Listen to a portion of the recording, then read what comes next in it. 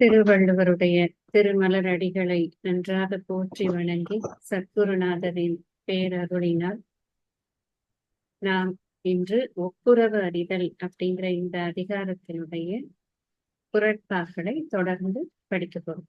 சென்ற வகுப்புல முதல் குறட்பா பார்த்தோம், முகவுரை பார்த்தோம். ஒப்புரவு என்றால் என்ன, அது எதற்காக, பரோபகாரம் அப்படிங்கிறது தான் ஒப்புரவு அப்படிங்கிறது. இந்த பரோபகாரம் என்பதை எதற்காக செய்ய வேண்டும், தானம் என்பது எவ்வளவு முக்கியம் அப்படிங்கிற விஷயத்தை எல்லாம் நம்ம சென்ற வகுப்புல பார்த்தோம்.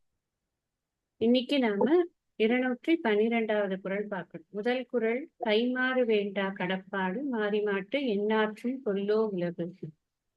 இந்த எந்த ஒரு எதிர்பார்ப்புமே இல்லாத மழைக்கு என்ன கைமாறு நாம செய்யணும், ஒண்ணுமே பண்றது. அது போலவேதான் இன்னொருவருக்கு செய்யக்கூடிய உதவியானதில் நாம் எந்த விதமான எதிர்பார்ப்பு அவர் நமக்கு திருப்பி செய்வார் அப்படிங்கிற ஒரு எதிர்பார்ப்பானது நமக்கு இருக்கிறதுங்கிறது கூடாது அப்படிங்கிற கருத்தை நாம அந்த குறட்பாவில பார்த்தோம். இன்னைக்கு பார்க்க போறது 212வது குறட்பா. தாளாற்றி தந்த பொருள் எல்லாம் தக்கார்க்கு வேளாண்மை செய்தல் பொருட்டு.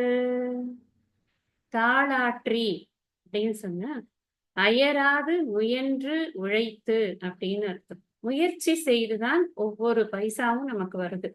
சும்மா ஏதோ காலாட்டிட்டு சம்பளம் வருது அப்படின்னா அது வேற கதை.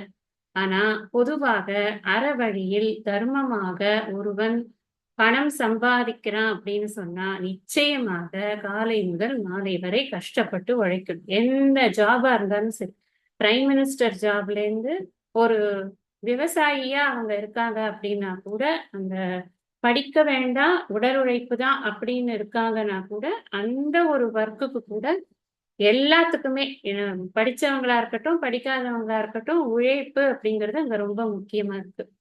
அப்படி வந்த பொருளை என்ன பண்றது, தந்த பொருள் எல்லாம் அப்படின்னு சொன்னா யார் தந்தது, முயற்சியானது நமக்கு கொடுத்த பொருள். முயற்சியின் விளைவு என்னன்னா நாம சேர்த்து வைத்திருக்கக்கூடிய பொருட்செல்வம் அப்படின்னு.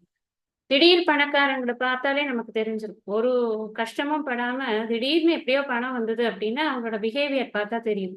ஆனா ரொம்ப கஷ்டப்பட்டு ஒரு ஒரு ஒரு பைசாவுக்கும் உழைச்சு உழைச்சு வாங்கியிருக்காங்க அப்படின்னு சொன்னா அவங்களோட பிஹேவியர் பார்க்கும்போது நமக்கு தெரியும். அவங்களுக்கு பத்தி தான் இப்ப சொல்றது. பட் அந்த மாதிரி ஒரு உழைப்போடு கூட அந்த பொருளானது தர்மமான உழைப்பு, தர்மமான வழியில் தர்மமாக பொருளை ஈட்டி இருக்கிறான் என்று சொன்னால் அதை என்ன பண்ணணும் தெரியுமா அப்படின்னு கேட்கிறார். என்ன பண்ணணும், நானே சாப்பிட்டுட்டு என்னோட ஃபேமிலி, எனக்கு அதுவும் அந்த ஃபேமிலிக்கு அடுத்த ஃபேமிலி அப்புறம் ஃபேமிலி, இப்படி நான் பாட்டுக்கு என்னோட கிளைகளுக்கே பரப்பி கொண்டிருக்கிறதா அப்படின்னா கிடையாது. தக்கார்க்கு வேளாண்மை செய்த பொருட்டு அந்த பணத்தினுடைய ஒரு ஒரு கதி எப்படி இருக்கணும், அது போக்கு எப்படி இருக்கணும்னா தக்கார்க்குன்னு ஒரு வார்த்தை போட்டிருக்காரு. இந்த குறளினுடைய முக்கியமான 2 வார்த்தைகள் என்னன்னா தாளாற்றி ஒண்ணு, இன்னொன்னு தக்கார்க்கு. சும்மா ஏதோ எனக்கு லெஃப்ட்ல வந்தது நான் ரைட்ல கொடுத்தேன் அப்படி கிடையாது. நான் கஷ்டப்பட்டு உழைச்சிருக்கேன், அதுக்கான பணத்தை நான் ஈட்டியிருக்கேன், அதுக்கான பொருளை நான் ஈட்டியிருக்கேன். அதை நான் கொடுக்கும் பொழுதும் பாத்திரம் அறிந்து பிச்சையிடு அப்படின்னு சொல்லியிருக்குல்ல. நமக்கு ஒரு பழமொழி இருக்கு. யார்கிட்ட கொடுக்குறோம், அது என்ன பர்பஸ்க்கு கொடுக்குறோம் அப்படிங்கிறது தெரிந்து கொண்டு கொடுக்க வேண்டும். ஏதோ நானும் கொடுக்குறேன் அப்படின்னு சொல்லிட்டு நம்ம ஏதோ நான் ஒரு பெருமைக்காகவோ இதுக்காகவோ கொடுக்கறது இல்லை. அதனாலதான் தக்கார்க்குங்கிற வார்த்தை போட்டிருக்க. சரியான அறவழியில் ஈட்டப்பட்ட பொருள் அறவழியில் செலவிடப்படுவதுதான் நல்லது. நமக்கு இப்பெல்லாம் ரொம்ப ஃபேன்சியா இருக்கு. நீங்க இதை ஃபேஸ்புக் திறந்தீங்கனாலே ஏதாவது ஒரு கலெக்ஷனுக்காக ஏதாவது ஒரு இது வரும். இப்ப முன்னாடியெல்லாம் நமக்கு ஏதோ ஒரு உடம்பு சரியில்லைன்னா நேரம் கேட்பாங்க, நம்ம கொடுக்கறதுக்கு ஒரு வாய்ப்பு இருக்கும். இப்ப எல்லாமே ஒரு மைல் ஆப்ல ஆப் எல்லாம் இருக்கு. ஆப் மூலமா கிரியேட் பண்ணி போட்டுருவாங்க. அது மூலமா நாம டொனேட் பண்ணலாம். எந்த அளவுக்கு நீங்க வெரிஃபை பண்ண முடியும், அது நிஜமாவே அதுக்கு தான் போறதா, அந்த அக்கௌண்ட்டுக்கு தான் போறதா, அவங்களுக்கு தான் செலவாகுதா, இதெல்லாம் எப்படி நாம வெரிஃபை பண்றது? இந்த காலத்துல இதெல்லாம் நல்லாவே யோசிச்சு செய்ய வேண்டிய விஷயங்களா இருக்கு. அவர் எழுதின காலத்துல கொஞ்சம் ஈஸி தான். ஒரு ஊர்ல இருக்கிற கொஞ்சம் பேர்ல யாருக்கு தேவைங்கிறது தெரிஞ்சு போயிடும். ஆனா இப்ப இருக்கிற சொசைட்டில இது நமக்கு இப்ப ரொம்பவே ஆப்டா இருக்கும். தக்கார்க்குங்கிறத நம்ம புரிஞ்சுக்கணும். ஃபர்ஸ்ட் திங் அது எங்க போறது அப்படிங்கறத தெரிஞ்சுக்கிறதுக்கு. சம்டைம்ஸ் நமக்கே தெரியாது. ஏதாவது நாட்டுக்கு ஒவ்வாறு செயல்களை செய்யக்கூடிய அமைப்புகள் கூட போலியாக ஒரு கணக்கை துவங்கி நம்ம கிட்ட இருந்து வாங்கலாம் இல்லையா? அதெல்லாம் நம்ம பார்த்துதான் செய்யணும் அப்படிங்கிறது. ஏன்னா, நான் கஷ்டப்பட்டு உழைச்சிருக்கேன். இந்த பணத்த நான் குடுக்கணும்னு நினைக்கும் பொழுது, அது இந்த நாட்டுக்கும், நாட்டு மக்களுக்கும் சரியான வகையில் பிரயோஜனப்படக்கூடியதாகத்தான் இருக்கணும் அப்படிங்கிறது ரொம்ப முக்கியம். அதனால தகுதி என்பதை நான் பார்க்கணும். சரியாக பயன்படுத்துகிறார்களா அப்படிங்கிறதையும் பார்க்கணும். பொதுவா இப்ப நான் அடிக்கடி பார்க்குற விஷயம் என்ன அப்படின்னா, ஏதாவது ஒரு கோவிலுக்கு போனோம்னா, நம்ம நிச்சயமா யார் கோவிலுக்கு போனோம்னாலும், இன்வேரியபிளி அந்த பகவானுடைய ஒரு கருணையினாலேயோ என்னமோ, நமக்கு பகவான பத்தி இப்ப நெறைய படிக்கிறதுனாலயோ என்னமோ, நம்ம ஒரு உணர்ச்சி வசப்பட்ட நிலையில தான் இருப்போம். நமக்கு அங்கேருந்து ஒரு பூ மேலேருந்து விழுந்தா கூட, அது கூட ஏதோ சமிக்ஞை மாரி தான் மனசுல தோணும். மைண்ட் அப்படி இருக்கும். வல்னரபிளா இருக்கும். அத நல்லா கேப்சர் பண்ணிக்குவாங்க. ஒரு புக்க தூக்கிட்டு வந்துருவாங்க. நாங்க ஒரு ஆசிரமம் வச்சிருக்கோம். அநாத ஆசிரமம் வச்சிருக்கோம். நாங்க ஒரு இது நடத்துறோம். அன்னதானம் நடத்துறோம். நீங்க எங்களுக்கு இதுக்கு பணத்த எழுதுங்க, அதுக்கு பணத்த எழுதுங்க. இதுக்கு அது எல்லாம் போலியா இருக்கும். ரசீத பார்த்தாலே தெரிஞ்சிரும். அது போலி தான். அந்த ரெஜிஸ்ட்ரேஷன் நம்பர் ஒரு டுபாக்கூரு அப்படின்னு தெரிஞ்சிரும். இது மாரி நான் நெறைய பார்த்ததுனால சொல்றேன். அதனால நம்ம அந்த அந்த மாரி வல்னரபிளா இருக்கிற சமயத்துல முடிவு எடுக்கிறதுக்கு கொஞ்சம் யோசிக்கணும். அதுக்குனாலதான் இந்த வார்த்தை தற்காத்து வேளாண்மை செய்த பொருட்டு. அப்ப நிஜமாவே ஒரு தேவையுள்ளவன் வந்து கேட்கும்போது என்னால கொடுக்க முடியுமா? கொடுக்க முடியாது. அதனால நாம என்ன பண்ணணும்? சரியான வகையில் பொருளை ஈட்டும் பொழுது, அந்த பொருளின் செலவும் சரியான வழியில் இருக்க வேண்டும். எனக்கு போக மீதி கொடுக்கணும். ஐயோ! குடுக்கணும்னு சொல்லிட்டாங்க. ஒப்புர வரிகள்ல சொல்லியிருக்காங்க. அதனால நான் பார்க்கிறவனுக்கெல்லாம் 10, 10 ரூபான்னு குடுக்க முடியாது. யாருக்கு போனா அது சரியா செலவாகும்? யார்கிட்ட போனா அது அந்த அந்த விஷயம் வந்து நாட்டுக்கு பிரயோஜனமாக இருக்கும் அப்படிங்கிறத பார்க்கணும். பெனிஃபிஷியரீஸ பார்க்காம நம்மளால குடுக்க முடியாது. இங்க வேளாண்மை அப்படின்னு போட்டிருக்கு. வேளாண்மை அப்படின்னு சொன்னாலே அது உதவி செய்வது அப்படின்னு தான் அர்த்தம். ஒரு பழமொழி ஒண்ணு உண்டு.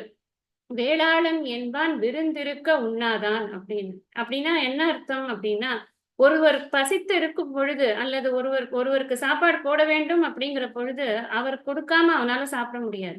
இதே இந்த நாட்டுல வந்து வேளாளன்ங்கிற ஒருத்தர் மட்டும் இல்ல. எனி பர்சன் இந்த நாட்டுல பாரத தேசத்திலேயே அப்படித்தான். யாரையுமே நம்மளால வந்து பாக்க வச்சு சாப்பிடுறதுங்கிறது முடியவே முடியாது. இப்ப கூட நீங்க பாத்தீங்கன்னா, ஆபீஸ்ல ஒரு லஞ்ச் டைம்ல சாப்பாடு அவங்களும் சாப்பாடு கொண்டு வந்திருப்பாங்க. சாப்பாட திறக்கும் பொழுது பாக்க வச்சு சாப்பிடுறேன், சாரின்னு சொல்லிட்டு சாப்பிடுறவங்க எல்லாம் இருக்காங்க. பார்த்திருக்கோம். அதெல்லாம் நம்மளோட கல்ச்சர். நம்ம நம்ம எதை புசித்தாலும் அது அடுத்தவர்களுக்கும் கொடுத்துவிட்டு உண்பது அப்படிங்கிறது. இது இப்ப உணவுல இருக்கு. அதே மாதிரி தான் இந்த ஒப்புரவறிதல்ங்கிறது ஒரு ஹோலிஸ்டிக் டாபிக். நம்ம பைசாவா இருந்தாலும் சரி, உணவா இருந்தாலும் சரி, நீரா இருந்தாலும் சரி, எதையும் பங்கிட்டு நாமும் புசிக்க வேண்டும் அப்படிங்கிறது தான் இங்க முக்கியம்.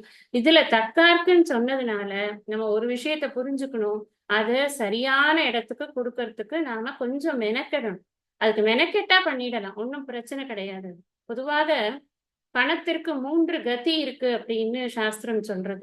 இது கதின்னா அது போகும் வழி, செலவாகும் வழி அப்படின்னு வச்சுக்கோங்களேன். ஒரு கதி என்ன அப்படின்னு சொன்னா, அத அனுபவிக்கிறது. என்ஜாய் பண்றது. எனக்கு வேணுங்கிறதெல்லாம் நான் வாங்கிக்கிறேன். எனக்கு வேணுங்கிற சாரி வாங்கிப்பேன். எனக்கு வேணுங்கிற ஜுவல்லரி வாங்கிப்பேன். நான் எனக்கு சந்தோஷமா இருக்கிறதுக்கு நான் என்ஜாய் பண்ணிக்கிறேன். அது ஒரு வகையான செலவு. செலவினங்கள் அப்படின்னு வச்சுக்கோங்களேன். கதின்னா. இன்னொரு செலவு என்ன? தானம் பண்றேன். நான் வேணுங்கிறத வாங்கிக்கிறேன். நான் மற்றவர்களுக்கும் கொடுக்கிறேன். உனக்கு இன்னொருத்தருக்கு ஏதாவது தேவை இருந்ததுன்னா, நான் அத அவர்களுக்கு தேவை தெரிஞ்சு நான் அதெல்லாம் கொடுக்கிறேன். அப்ப அது தானம்ங்கிறது ஒரு கதி. 3வதா ஒரு கதி இருக்கு. என்னன்னா, நாசமாயிடுறது.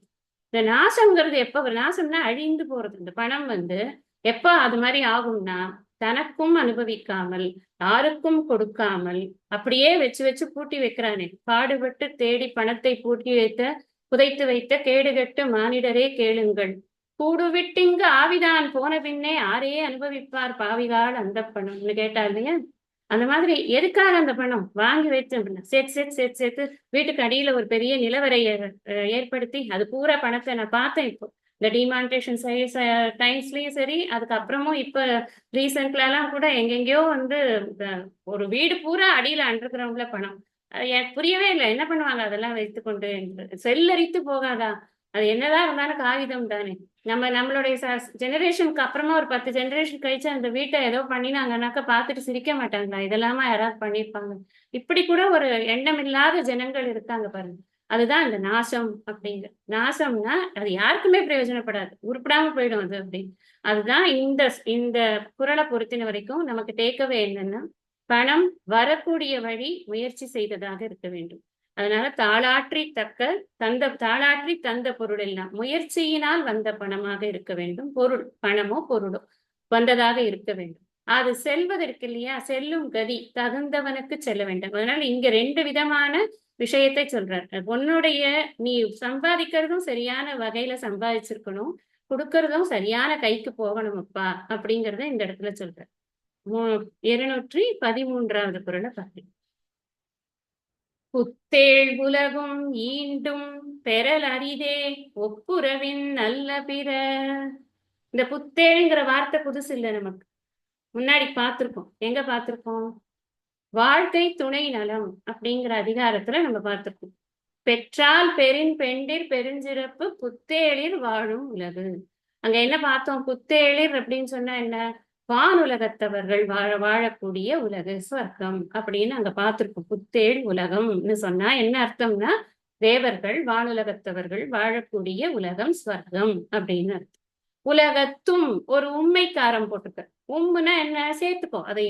அங்கேயும் அப்படின்னு அர்த்தம். அந்த உலகத்திலேயா இருந்தாலும் ஈண்டும்னா இங்க, அதாவது வையகமும் வானகமும் ஆற்றல் அறிது சொன்ன மாதிரி இங்க முதல்ல வானகத்தை சொல்லிட்டார். வானகமும் சரி அங்கேயும் சரி இந்த உலகத்தில் நீ வாழக்கூடிய இந்த பூமியில், ஈண்டும்னா இங்கே பூமி அப்படின்னு.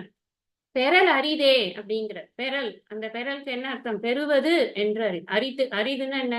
ரொம்ப கஷ்டம். அந்த மாதிரி பெறது ரொம்ப கஷ்டம். எது பெறது ரொம்ப கஷ்டம்? ஒப்புரவின் நல்ல பிற. இந்த இடத்துல ஒப்புரவின் அப்படின்னு சொன்னா ஒப்புரவை காட்டிலும், அந்த இன்னுக்கு காட்டிலும் அப்படின்னு பொருள் போட்டுக்கணும். ஒப்புரவை காட்டிலும் நன்மை தரக்கூடிய பிற அறங்கள் இல்லை. நல்ல பிறன்னு சொன்னா அங்க அறம்னா இல்லையே அப்படின்னு நமக்கு தோணும். வேற என்ன இருக்கு நமக்கு? இங்கேந்து மேல போறோமே, அது என்ன பேசிஸ்ல போறோம்? நம்ம ஒரே ஒரு இதுதான். என்ன எக்ஸ்சேஞ்ச் நமக்கு இங்க? இந்த கரன்சி எக்ஸ்சேஞ்ச் மாதிரி. இப்ப நான் இந்த இந்தியால ருபீஸ் செல்றது, நான் யூரோப் போனா பவுண்ட்ஸா தான் அதை செலவழிச்சு ஆகணும். அப்ப நான் மாத்திட்டு தான் போயாகணும். அந்த மாதிரி நான் என்ன வச்சுட்டு இருந்தா நான் மேல் உலகத்திற்கு வானுலகத்திற்கு போக முடியும் சந்தோஷமாக இருப்பதற்கு அப்படின்னா, புண்ணியத்தை நான் சம்பாதித்து இருக்க வேண்டும். அதுதான் எனக்கு கரன்சி ஆஃப் எக்ஸ்சேஞ்ச் அப்படிங்கிறது. சுவாமிஜி அடிக்கடி சொல்லுவார், உங்க பணத்தை டிரான்சாக்ட் பண்ணக்கூடிய அளவுக்கு ஒரு பணமா மாத்தணும்னா புண்ணியமா மாத்திடுங்க. புண்ணியமா கன்வெர்ட் ஆக ஆக அதுதான் நம்மளை அடுத்தடுத்த உலகங்களுக்கோ இல்ல அடுத்த பிறவிகளில் நல்ல பிறவிகள் எடுப்பதற்கோ நமக்கு உதவக்கூடியது அது ஒன்றுதான். அப்போ இங்க அந்த புண்ணியத்தை எங்க பண்ண முடியும்? அறம் பிறன்னு சொன்னதுனால இதை சொல்றேன் நான். நல்ல அறம் அப்படிங்கிறது நமக்கு புண்ணியம் என்பது. அறம் என்றால் புண்ணியம்னு ஒரு இது பார்த்தோம். அறம் என்றால் தர்மம்னு ஒண்ணு பார்த்தோம். அறம் என்றால் சீரிய வாழ்க்கை முறைன்னு பார்த்திருக்கோம். அறத்துக்கு நிறைய அர்த்தங்கள், அரண் வலியுறுத்தல் எல்லாம் நம்ம படிச்சிருக்கோம்.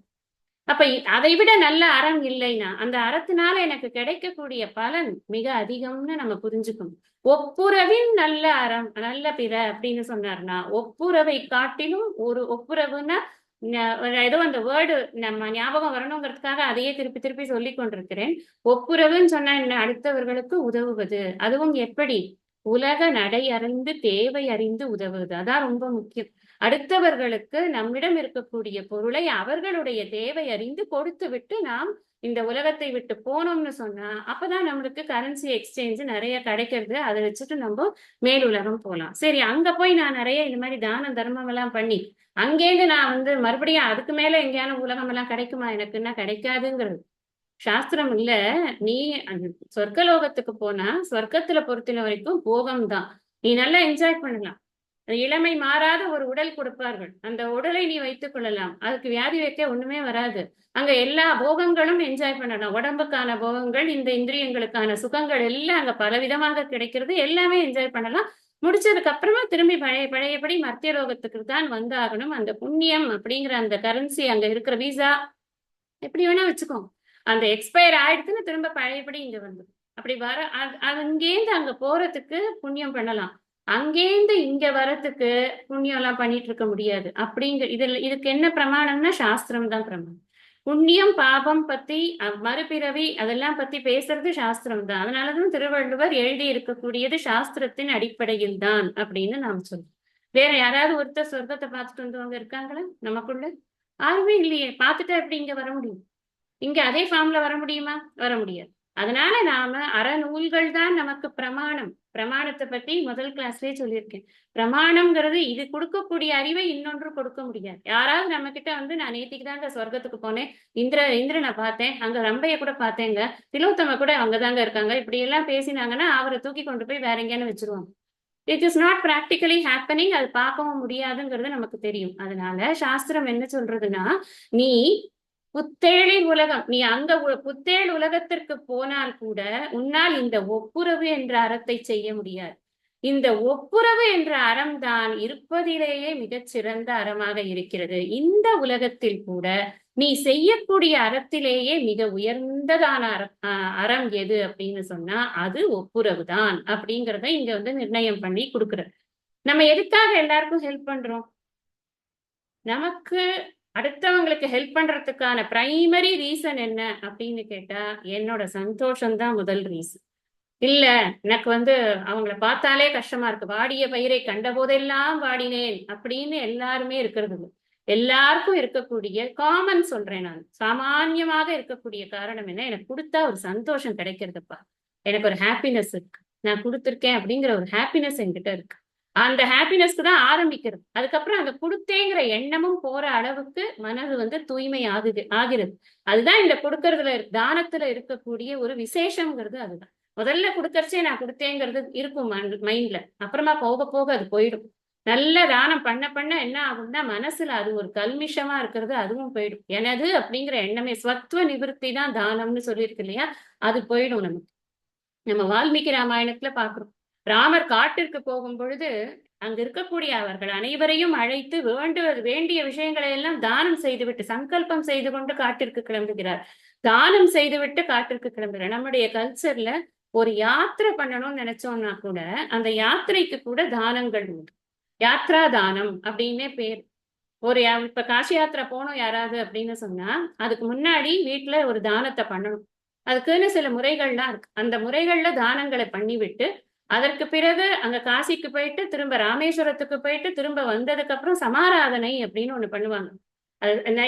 எல்லா தெய்வங்களும் எனக்கு உறுதுணையாக இருந்தது, என்னுடைய குருநாதர் எனக்கு உறுதுணையாக இருந்திருக்கிறார், என் புத்தியில இதெல்லாம் பண்ணணுங்கிற அறிவை எனக்கு கொடுத்திருக்கிறார். அதனால நான் போயிட்டு வந்த உடனே தெய்வங்களுக்கும் குருமார்களுக்கும் என்னுடைய வீட்டு பெரியோர்களுக்கும் நான் ஒரு ஆராதனை பண்றேன்ற ஒரு பாவத்தோட 4 பேரை வரிச்சு அவர்களுக்கு சாப்பாடு போட்டு அந்த ஒரு சடங்காக அதை நிறைவேற்றும் பழக்கம் இன்றளவும் நமக்கு இருந்து கொண்டே இருக்கின்றது.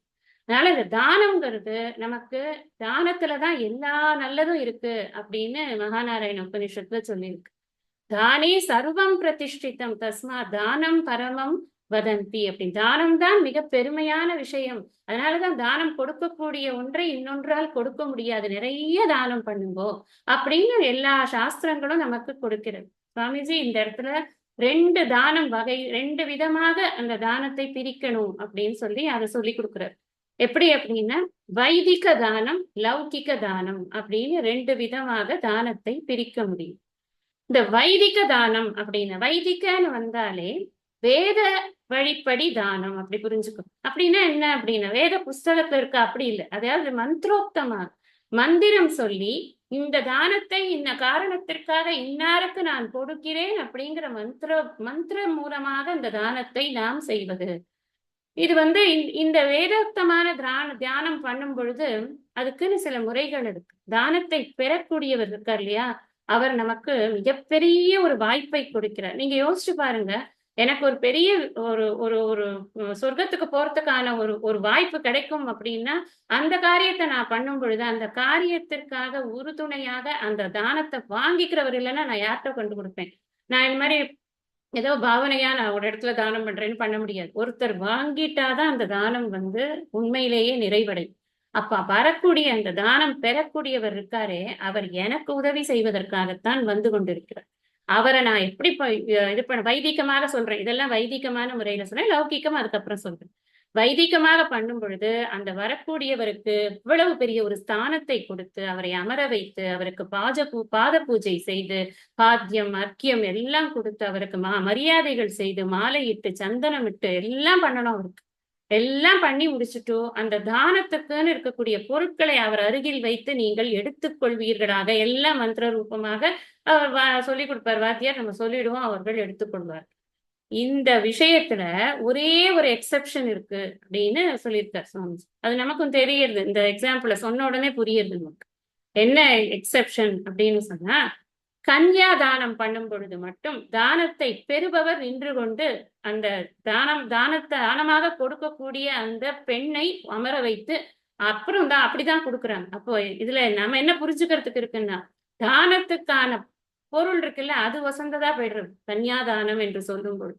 ஏன்னா அது அந்த அந்த பெண் அந்த வீட்டுக்கு போனதுக்கு அப்புறம் தான் அந்த வீட்டுக்கு ஒரு வீடு அப்படிங்கிற ஷேப்பே கிடைக்க போறது இல்லையா? அதான் இந்த இல்லறம் அப்படிங்கிறது எப்படி முழுமை பெறுகிறது. அந்த இல்லறம் என்ற வாழ்க்கை முறையை அவன் ஆரம்பிக்கும் பொழுது முக்கியமான உறுதுணையாக அவள் இருக்கிறாங்கிறதுனால, இங்க பெறுபவனை விட பெறப்போகும் பொருள் பெருசு அப்படிங்கிறதுனாலதான் பெறுபவன் நின்று கொண்டு அதை வாங்கிக் கொள்கிறானோ அப்படின்னு இது ஒரு ஊகம் தான். இந்த இந்த ஒரே ஒரு இது மட்டும்தான் எக்ஸெப்ஷன். அதாவது கன்யாதானத்துல மட்டும்தான் வாங்கிக் கொள்பவர்கள் நின்று கொண்டு வாங்கிக் கொள்வது. இது வைதீகமான தானம். நம்ம வேதத்துல தானம் கொடுக்கறது அப்படிங்கிறதுக்கே நிறைய இது சொல்லியிருக்காங்க. இதெல்லாம் முன்னாடி சொல்லியிருப்பேன்னு தான் நினைக்கிறேன். நான் சொன்ன மாதிரி தேர் மேபி ரிப்படிஷன்ஸ். இந்த ரிப்படிஷன்ஸோட ரீசன் என்ன? திரும்ப திரும்ப சிந்திக்கிறதுனால நம்ம மனசை விட்டு அது போகக்கூடாதுங்கிறது ஒண்ணுதான், வேற ஒண்ணும் கிடையாது. ஸ்ரத்தையா தேயம். ஃபர்ஸ்ட் ஸ்ரத்தையோட கொடுக்கணும். எந்த வச்சுக்கோப்போ தூக்கி தொலை அப்படி இல்லை. தானம் அது கிடையாது. நான் என்கிட்ட இருக்கிறத ரொம்ப நிறைய சொல்றது சாஸ்திரம். அஸ்ரத்தையா தேயம்னா ஸ்ரத்தை இல்லாம கொடுத்துடாதப்பா. அடுத்தது ஸ்ரீயாதேயம். ஸ்ரீயாதேயம்னா நான் இந்த பொருளை கொடுக்குறேன், இந்த பொருள் அங்க போய் மென்மேலும் வளரட்டும், அவர்களுக்கு நல்ல சுபிக்ஷங்கள் வரட்டும், அவர்களும் என்ன மாதிரி இதே மாதிரி நிறைய பேருக்கு தானம் பண்ணட்டும். அதை நினைச்சுட்டே கொடுக்கணுமா கொடுக்கறச்சு. அதே மாதிரி ஸ்ரீயாதேயம். ஸ்ரீனாலே வெட்கப்படுறது. ஐயோ என்னால இவ்வளவுதான் கொடுக்க முடியாது, என்ன பண்றது, ஏதோ இதாவது என்னால கொடுக்க முடியாது. அப்படியே ஹம்பிள்னஸ் கொடுக்கும் பொழுது நம்ம கொடுக்கறச்சு இப்படி ஆயிடக்கூடாது, இப்படி ஆயிடும். கொடுக்கும் பொழுது வாங்குறவன் தான் இப்படி இருக்கணும். ஏன்னா நமக்கு தான் நன்மை பண்றான். நான் அதை சொன்ன மாதிரி புண்ணியம்ங்கிறது நமக்கு தானே கிடைக்கிறது. அதனால அந்த கொடுக்கறச்சே கொஞ்சம் நம்ம வெக்கப்பட்டு தான் கொடுக்கணும். இவ்வளவுதானே கொடுக்க முடியறது அப்படின்னு. பிரியாதேயம். பயந்துட்டு கொடுக்கணும். இதுல எதுவும் தப்பு நடந்துடக்கூடாது, லோபம் ஆயிடக்கூடாது, ஏதாவது இப்போ மட்டமான பொருளா இதுக்குள்ள இருந்துடக்கூடாது, நல்லதா இருக்கணுமே. நம்ம கஷ்டப்பட்டு தேடிதான் வாங்கினோம், வாங்கினதெல்லாம் நல்லதா இருக்கணுமே, அவர்களுக்கு உபயோகப்படணுமே, அந்த பயபக்தி இருக்கணும் அந்த கொடுக்கும் பொழுது. சம்விதாதேயம். சம்விதாதேயம்னா அதை உபயோகப்படுத்துபவனுடைய அவன் நல்லவனாக இருக்கணும். அதான் ரொம்ப அவன் நல்லவருக்கு கொடு அப்படின்னு. முன்னாடி குரல்ல என்ன பார்த்தோம்? தக்கார்க்குன்னு பார்த்தோம். வேத மதத்தானே சொல்றது. நல்லவனாக பார்த்து அந்த பொருளை கொடு. இப்போ தானத்தினுடைய இலக்கணமே என்ன அப்படின்னா, என்னுடையது அப்படிங்கிற எண்ணம் எனக்கு பரிபூர்ணமாக போய்விட வேண்டும். என்னுடையதுங்கிற எண்ணம் போறது அப்படிங்கிறது என்ன அர்த்தம்னா, அது இருந்ததுன்னா என்ன ஆகும் நமக்கு தோணும். இருந்தா என்ன, என்னோடது தானே, என் வீடு, ஏன் சாரீஸ், ஏன் ஜுவல்ஸ் இருந்தா என்ன அப்படின்னா, அந்த எண்ணு மம அகம் மம இந்த ரெண்டு தான் நமக்கு பெரிய எதிரியே. இந்த என்னுடையது அப்படிங்கிற எண்ணம் வந்தது அப்படின்னு சொன்னா நமக்கு லோப புத்தி வரும். லோபம்ங்கிறது என்ன? ஷேர் பண்ணவே மாட்டேன் யாருக்கும், எதையும் இவ்வளவு கூட கிள்ளி கூட கொடுக்க மாட்டேன், அப்படி ஒரு எண்ணம். யார்கிட்டயும் ஷேர் பண்ணாத ஒரு எண்ணம் தான் லோபம். இந்த லோப புத்தி நரகத்திற்கு வாயில்ங்கிறார் கிருஷ்ணர் கீதை. திரிவிதம் நரகஸ்யேகம் நரகஸ்யேகம் துவாரம் நாசனம் ஆத்மனக காமம் குரோதம் ததா லோபம் தஸ்மாத் ஏது திரயம் தியஜே. இது மூணையும் உற்று. எது மூணையும்? காமத்தை விடு, குரோதத்தை விடு, லோபத்தை கொண்டு அங்க போட்டிருக்க. என்ன காரணம்னா, காமம் என்பது என்னை அனாவசியமான ஆசைகளில் இச்சைகளில் ஈடுபட வைத்து என்னுடைய வாழ்க்கையின் குறிக்கோளை மறக்க செய்துவிடும். காமத்தை நான் எப்படி ஜெயிக்கணும்னா திருப்தியினால ஜெயிக்கணும்னு சாஸ்திரம் சொல்லு. எது இருக்கோ அதை வச்சு திருப்திப்படணும். உன்னை பார்த்தேன்னா உடனே அது நல்லா இருக்கேன், இது நல்லா இருக்கேன்னு பறக்கக்கூடாது.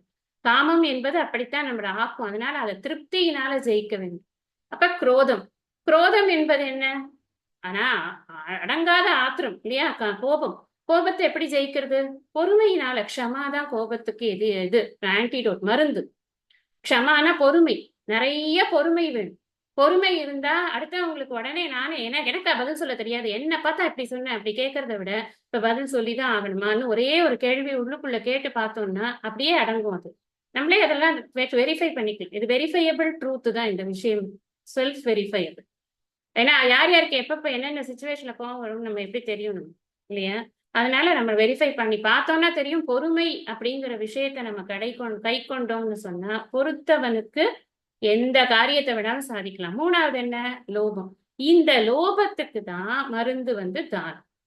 இந்த லோப புத்தியை தானத்தால் வெல்ல வேண்டும். ஒரு புத்தியையும் வென்றால் தானே நீ நரகத்துக்கு போகாம இருக்க முடியும். தானம் பண்ணினா எங்க போறோம்? சொர்க்கத்துக்கு போறோம். லோபமா இருந்தோம்னா நரகத்தின் வாயில்னு சொல்லியிருக்காரு. இதே பாருங்க ஒரு இது என்ன சொல்றது, ஒரு ஒரு ப்ரூஃப். எல்லா சாஸ்திரமும் ஒரே விதமாகத்தான் பேசிக்கொண்டிருக்கிறது நம்மை வழி நடத்த அப்படிங்கிறதுக்கு இதெல்லாம் ப்ரூஃப். அடுத்தது என்ன சொன்னேன்? லௌகிக தானம் சொன்னேன்னா இதெல்லாம் வேத முறைப்படி செய்யக்கூடிய தானத்தின் முறையை சொன்னேன். அடுத்தது வைதிக தானம், சாரி வைதிக தானம் இப்ப சொன்னேன். இப்ப லௌகிக தானம் பார்ப்போம். இப்ப லௌகிக தானம் அப்படின்னு சொன்னா என்ன அர்த்தம்னா சிம்பிள். அது எங்கேயோ ஒரு ஆசிரமம் போறோம், ரொம்ப அழகா இருக்கு, நல்லா பண்றாங்க, நிறைய விஷயம்லாம் அங்க நல்லா நடக்கிறதுன்னு நமக்கு தெரியறது, நிகழ்முறைகள் எல்லாம் கூட பாக்குறோம், எல்லாருமே ஸ்ரத்தையா பண்றாங்கன்னு நமக்கு தெரியறது. அந்த ஆபீஸ் ரூம்ல போய் நம்மளால முடிஞ்ச அளவுக்கு ஒரு தொகையை வந்து ஏதோ ஒரு ஸ்கீமுக்கு டொனேஷனா எழுதிட்டு, அவங்க கிட்ட 10 ஸ்கீம் இருக்கும், ஏதோ ஒரு ஸ்கீமுக்கு என்னால முடிஞ்சது அப்படின்னு ஒரு டொனேஷன் எழுதிட்டு ஒரு ரசீது வாங்கிட்டு வந்துடுறோம் இல்லையா? இது லௌகிக்க தானம். ரெண்டும் அலவுட். எது வேணாலும் பண்ணலாம். நம்ம வைதிகமா தான் தானம் பண்ணணும், அப்பதான் எனக்கு சொர்க்கம் கிடைக்கும் அப்படிலாம் யாரும் சொல்லவே இல்லை.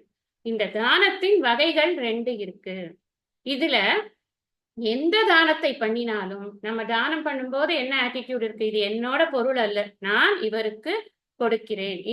திரும்பி நம்ம அந்த இதுல படிச்சோமே, இப்பதானே முடிச்சோம், தேவான் பாவயத்தானேன ததே தேவா பாவயந்துவக படிச்சோம். அதே மாதிரி அன்னாத் பவந்தி பூதானி பர்ஜன்யா தன்ன சம்பவக, அந்த 2 ஸ்லோகத்துல படிச்ச மாதிரி இந்த இயற்கை இருக்கு இல்லையா, இந்த இயற்கை எனக்கு என்ன கொடுக்கிறதோ அந்த கொடுப்பதற்கு நான் திரும்பித்தான் இதை கொடுத்து கொண்டிருக்கிறேன் அப்படிங்கிற ஒரு உணர்வோடு கூட, நன்றியோடு கூட இந்த தானத்தை செய்ய வேண்டும்.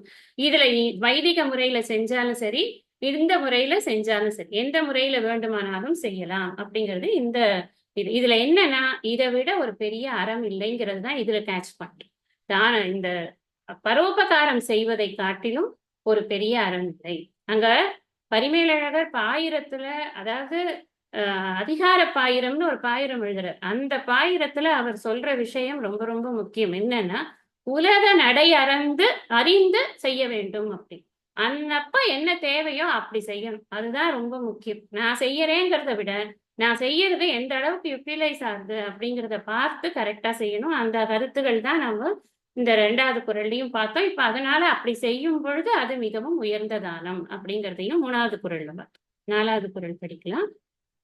ஒத்தது அறிவான் உயிர் வாழ்வான் மற்றையான் செத்த அருள் வைக்கப்படும்.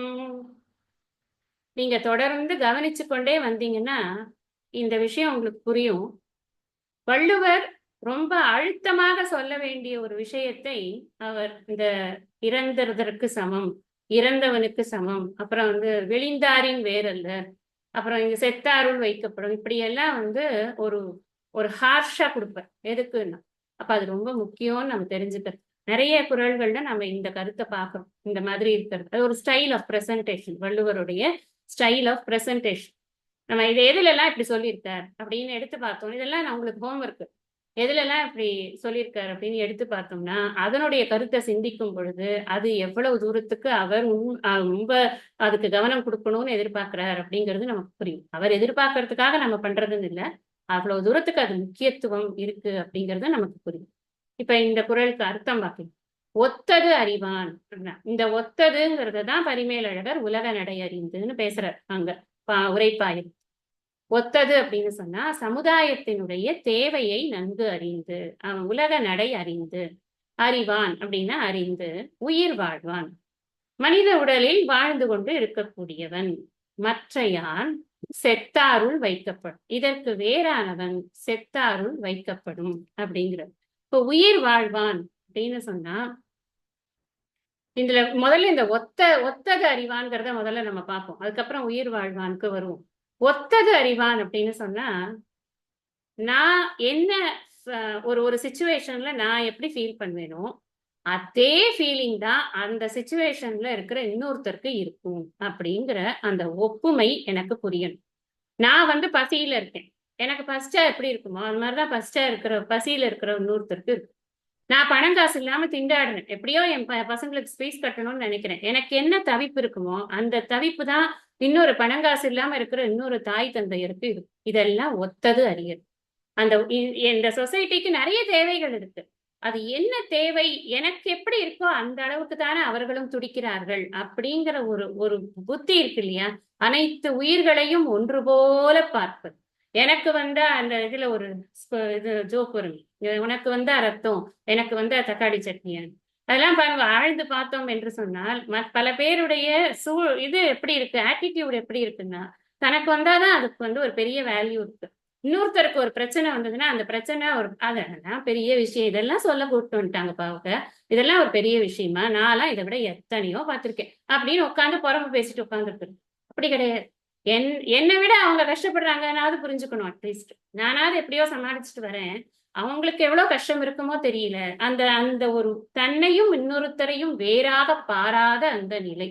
இந்த விஷயத்துக்கு சுவாமிஜி 11th சாப்டர் கீதால லாஸ்ட் ஸ்லோகத்தை ஒப்புமை எடுத்துக்கணும் அப்படின்னு சொல்லுவார். ஒப்புமை எடுத்துக்கணும்னா இது அப்படியே ஒப்புமை எடுத்துக்கிறது இல்ல, அந்த மனநிலைங்கிறது என்ன அப்படிங்கிறத எடுத்துக்கணும் அப்படின்னு சொல்லுவார்.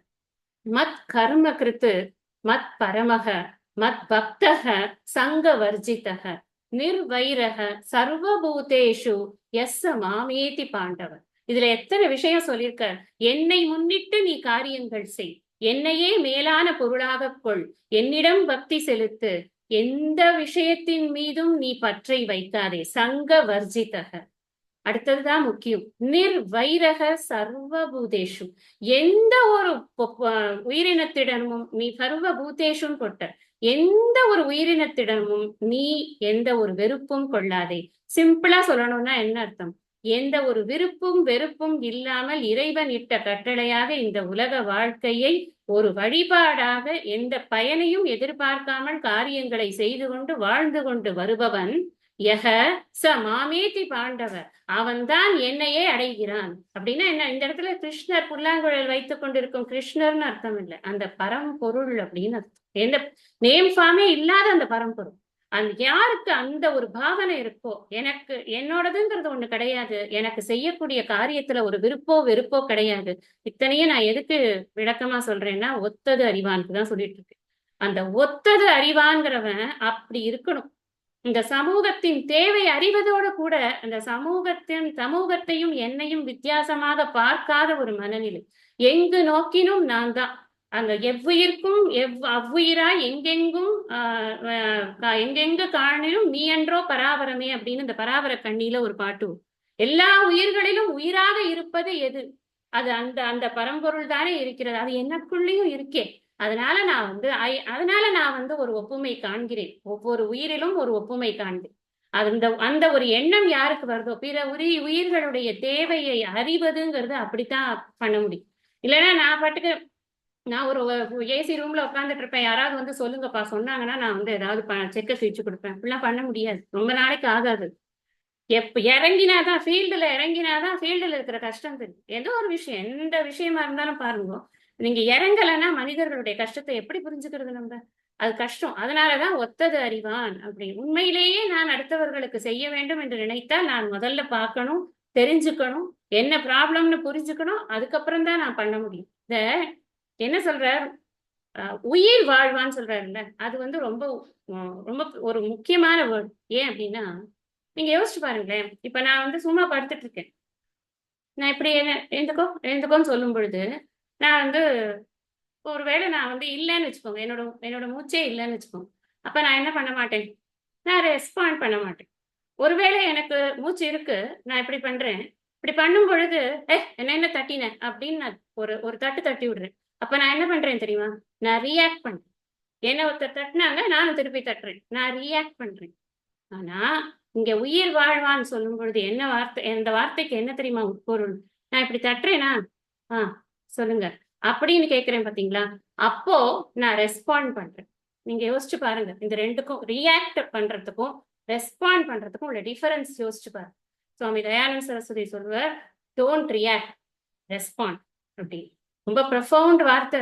எந்த சிச்சுவேஷனுக்கும் ரியாக்ட்னா என்னையா நீ சொல்ல போச்சு அப்படின்னு எதிரி அடிக்கிறது, ரெஸ்பாண்ட்னா என்ன சொன்னா, எதுக்கு சொன்னான்? சொன்ன விஷயத்துல ஏதாவது உண்மை இருக்கா?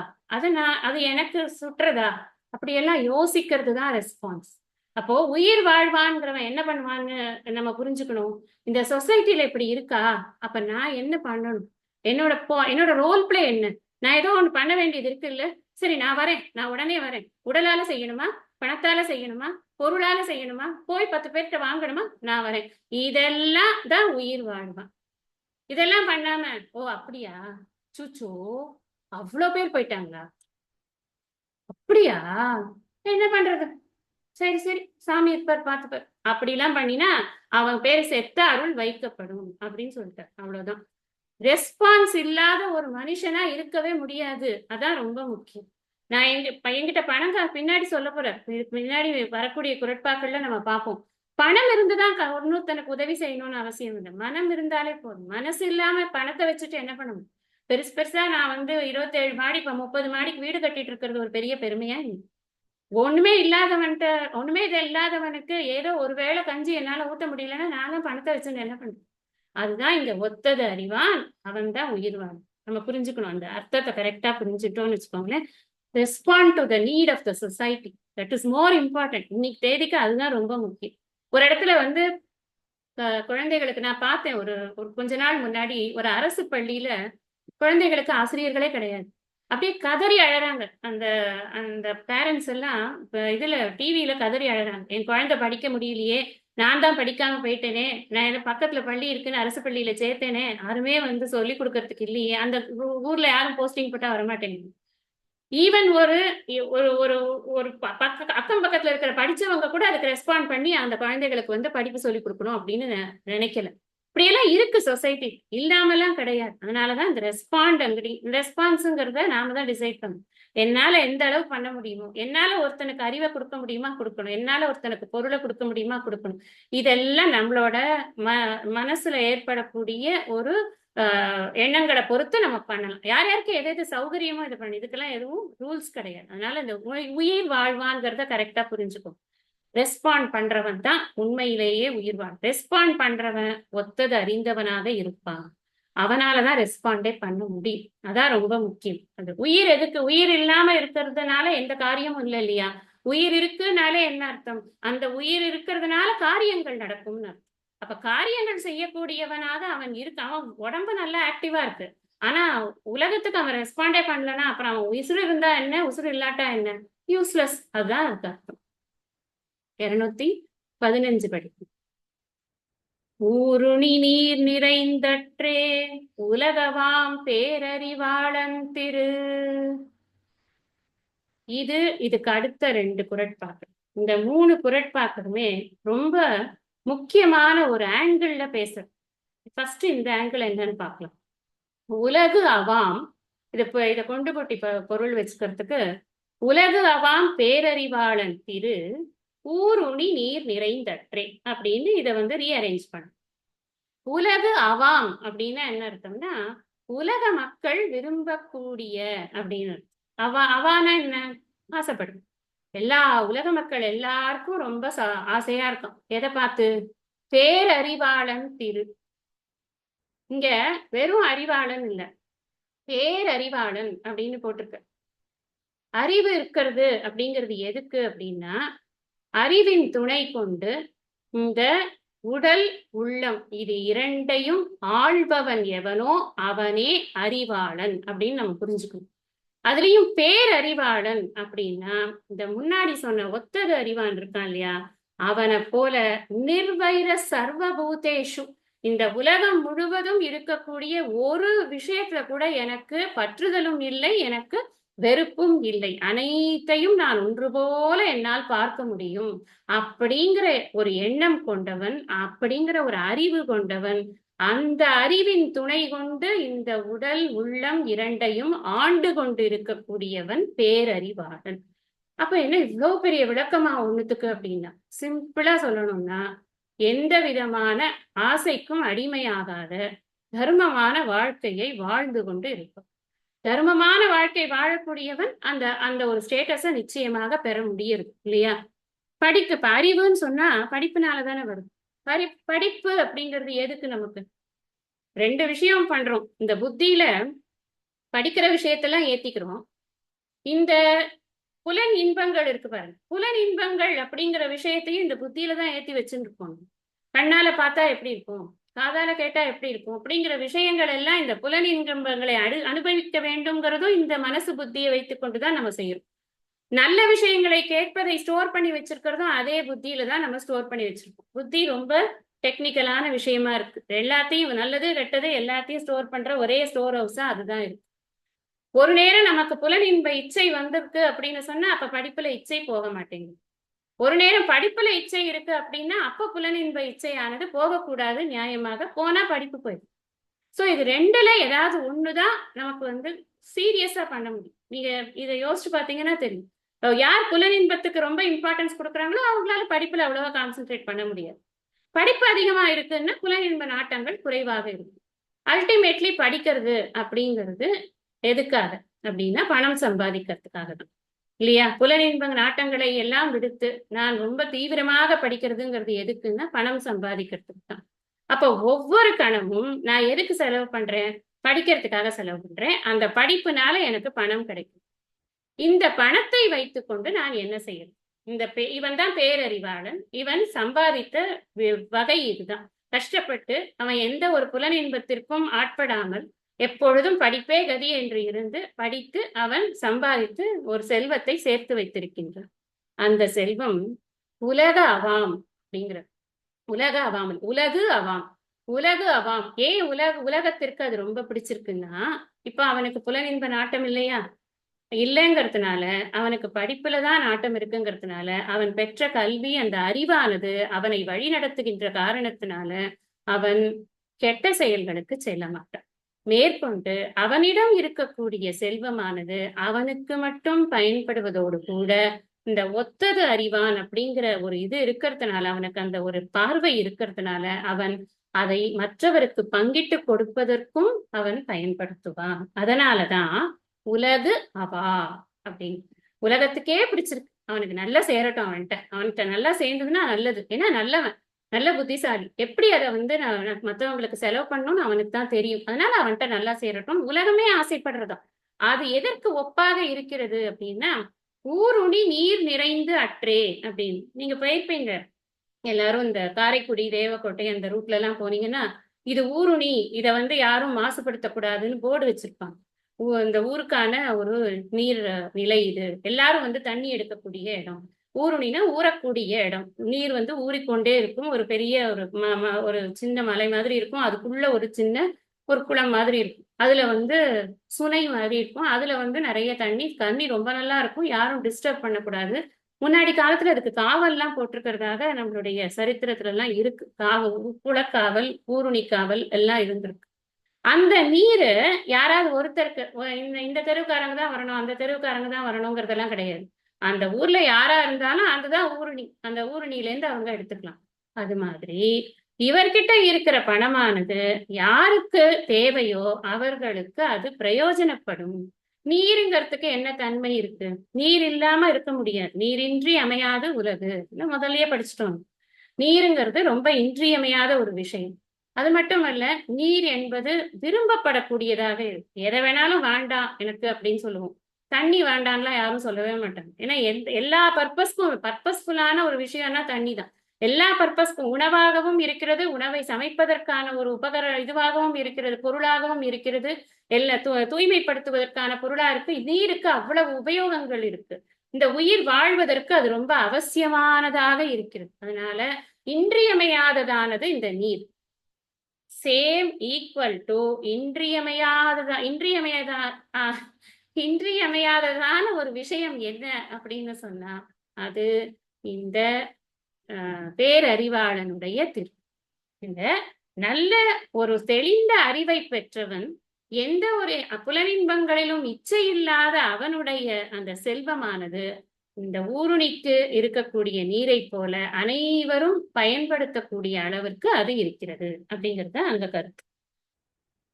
216. பயன்மரம் உள்ளூர் பழுத்தற்றால் செல்வம் நயனுடையான் கண்படின். இந்த இடத்து முதல்ல நீரை சொன்னார் இல்லையா? உபமானம் பார்த்துட்டே வாங்கும். அவர் அந்த ஒரு பணத்தை வைத்துக் கொண்டிருக்கக்கூடியவர், பொருளை வைத்துக் கொண்டிருக்கக்கூடியவருக்கு அவருக்கு அடைமொழி என்னன்னா பேரறிவாளன், பேரறிவாளன் திரு அப்படின்னு சொன்னார். இங்க என்ன சொல்றார் பாருங்க, நயனுடையான் அப்படின்னு. நயன்னா என்ன? நயன்னா நல்ல இயல்பு உடையவன். நல்ல இயல்புனா ஒப்புரவினால் இந்த உலகத்திற்கே நன்மை கிடைக்கும், எனக்கும் நன்மை கிடைக்கும், இதைவிட ஒரு பெரிய அறம் இல்லை என்ற அறிவோடு கூட இருப்பவன். அது மட்டும் அல்லாமல் இந்த உலகத்தில் உள்ள அனைத்து உயிரினங்களுக்கும் ஏதாவது ஒரு தேவை இருக்கிறது, அந்த தேவைக்கு என்னால் முடிந்த கான்ட்ரிபியூஷன் நான் பண்ணணும்ன்ற அந்த அறிவு, ஒத்தது அறிவு, அது இருக்கக்கூடியவனுக்கு தான் அந்த நயன் உடையான் அப்படின்னு. நல்ல இயல்பு அப்படிங்கிறது சிம்பிளா சொல்றோம். செல்வம் படின் அப்படின்னா பொருட்செல்வமானது, அவனிடம் ஒரு பொருட்செல்வம். படின் அப்படின்னா சேருமானால். இங்க பட்டெடுத்து எனக்குன்னு சொல்றோம். பட்டெடுத்துன்னா நம்ம கிட்ட வந்துடுத்துன்னு சேர்ந்துடுத்துன்னு. அந்த படின் அப்படின்னா அவனிடம் சேருமானால் அதுக்கு ஈக்குவல் என்ன அப்படின்னு. பயன் மரம் உள்ளூர் பழுத்தற்றார். அந்த மரம் பயன் தரக்கூடிய கனிகளை கொண்டது. கடுக்கா கூட தான் இருக்கும், கடுக்கா கூட பயன் தர்றதுதான். இந்த விஷக்காயெல்லாம் இருக்கும்ல, அந்த மாதிரி மரமா இல்லாம எல்லோரும் உண்ணக்கூடிய அளவுக்கு ஒரு மரமாக இருக்கிறது அப்படின்னு வச்சுக்கோங்க. அதுதான் பயன் மரம். அது எங்கோ காட்டுக்குள்ள இல்ல, உள்ளூருக்குள்ள இருக்கு. அந்த ஊருக்கு நடுவே ஒரு பொது மரமாக அது பழுத்து அற்றால் அப்படின்னா அது போன்றதாகும் அப்படின்னு. இத படிக்கிறச்சே நீங்க நோட் பண்ணி வச்சுக்கோங்க, ஹோம்ஒர்க்கா பண்ணுங்க. நன்றியில் செல்வம் அதிகாரம் 101. அதுல 1001 1005 வரைக்கும் இருக்கக்கூடிய குரட்பாக்கள இது அதனுடைய பொருளை இதனுடைய பொருளோட ஒத்து சிந்திக்கணும். நாம் இது ஒண்ணு பார்க்கணும். அது மட்டும் இல்ல, அதுக்கு முன்னாடி 1000வது குறள் பாருங்க. பண்பு இலான் பெற்ற பெருஞ்செல்வம் நன்பால் கலம் தீமையால் திரிந்த. நல்ல பால் கலமானது தீமையினால் திரிந்தது போல ஆனது இந்த பண்பே இல்லாதவனிடம் இருக்கக்கூடிய செல்வம். நயனுடையான்னு சொல்லும் பொழுது அங்க நம்ம குவாலிஃபை பண்ணிக்கிறோம், பண்போடு கூட இருக்கக்கூடியவன் அப்படின்னு. பைசா இருக்குங்கிறதுனால மண்டகனம் பிடிச்சவன் கிடையாது அப்படிங்கிறது அதுக்கு அர்த்தம். இங்க இந்த நன்றியில் செல்வம் அந்த அதிகாரமே மொத்தமாவே ஒப்பிட்டு நோக்கக்கூடியதுதான். நேரம் இப்ப இன்னைக்கு பத்தாது, அடுத்த வகுப்புல நான் இதை ஒப்பிட்டு உங்களுக்கு சொல்றேன், என்ன இதனுடைய ஒப்புமை எப்படி இருக்கு அப்படிங்கிறது. இந்த குரட்பாக்கள் எல்லாம் நாம ஒப்பிட்டு படிக்கும் பொழுது இது நமக்கு ரொம்ப சுவையானதாக இருக்கும். அந்த நன்றியில் செல்வம்ங்கிற அந்த ஒரு அதிகாரம் இருக்கே, அது என்னன்னா நன்றி இல் செல்வம். அது அதாவது செல்வத்திற்கே நன்மை இல்லாததாக, செல்வமே நன்மையற்ற செல்வமாக மாறிவிடுகிறது. யார்கிட்ட அந்த செல்வம், அந்த அதிகாரம் பூரா இந்த ஒப்புரவறிதலுக்கு அப்படியே டிஃப்ரெண்ட் ஆங்கிள் இருக்கு. அதாவது இங்க செல்வம் இருந்ததுன்னா அதை கொடுக்கறதுக்கு தான் இருக்கு. அங்க செல்வத்தை கொடுக்காதவனுடைய செல்வத்தின் குற்றங்கள் சொல்லப்படுது. பரிமேலழகர் அப்படிதான் சொல்லுவார், செல்வத்தின் குற்றம் சொல்லப்படுகிறது அப்படின்னு சொல்லுவோம். அதை நம்ம அடுத்த வகுப்புல நம்ம அதை கொஞ்சம் ஒப்புமை முகவுரையா எடுத்துக்கொண்டு அதுக்கப்புறம் நம்ம தொடரலாம்.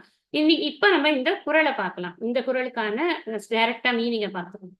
இங்க என்ன சொல்ற, நயனுடையான் கண் படின் அப்படின்னு. அந்த நயன் நல்ல ஒரு இயல்பு உடையவன், பண்பாளன், அவனுக்கு பணம் வந்திருக்கு அப்படின்னு சொன்னா அது பயன் மரம் உள்ளூர் பழுத்தற்றே அப்படின்னு. ஆதிசங்கரர் சொல்றாராம் ஒரு இடத்துல, அமேதசக ஸ்ரீஹி அனர்த்தாயைவ பவதி அப்படின்னு. அப்படின்னா என்ன அர்த்தம்னா, யாருக்கு அறிவு இல்லையோ, அறிவு இல்லாதவனிடம் இருக்கக்கூடிய செல்வமானது பலவிதமான கேட்டை விளைவிக்கும். அனர்த்தம்னா கேடுன்னு, பலவிதமான கேட்டை விளைவிக்கும். காரணம் என்ன அப்படின்னா, பணம்ங்கிறது எதுக்கு இருக்கு? பணம்ங்கிறது எதுக்கு இருக்குன்னா நிறைய கர்மங்கள் பண்ணுவதற்காக.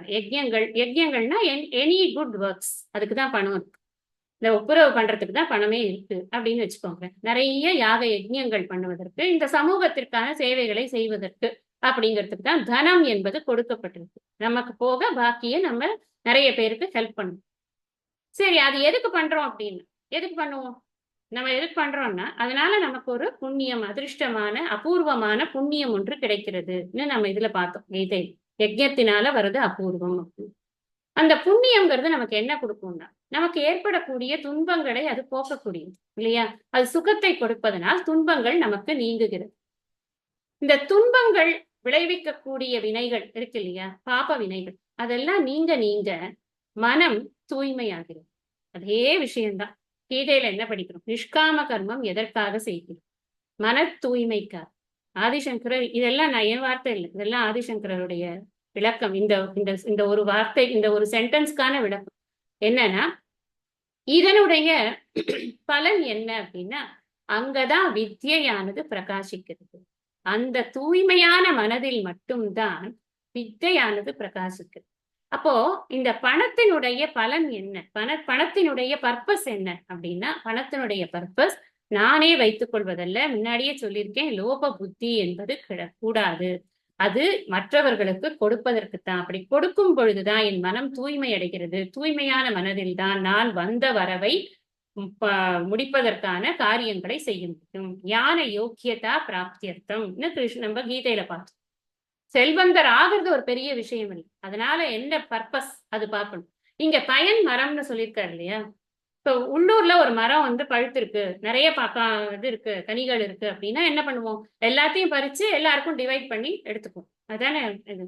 அந்த மாதிரி இந்த நல்ல இயல்புடைய ஒருவனிடம் இருக்கக்கூடிய அந்த பணமானது யாருக்கு வேண்டுமானாலும் பிரயோஜனப்படக்கூடிய அளவிற்கு அது பகிர்ந்து எடுத்துக்கொள்ளக்கூடிய அளவிற்கானதாக இருக்கும். அவரே கொடுப்பார்.